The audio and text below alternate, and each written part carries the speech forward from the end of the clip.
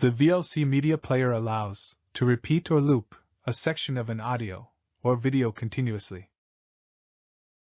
To loop a section of a video, we need to set a starting and an ending point.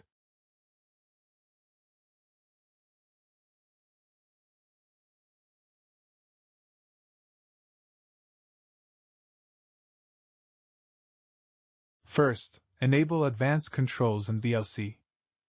On the menu bar, click View and select Advanced Controls.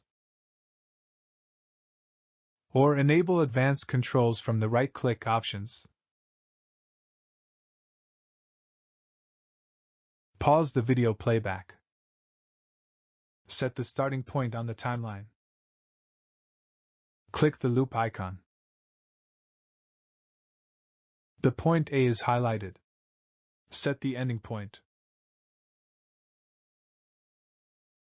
Click the loop icon again.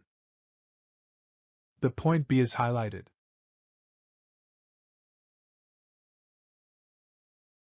Now, the selected video section will play continuously in a loop.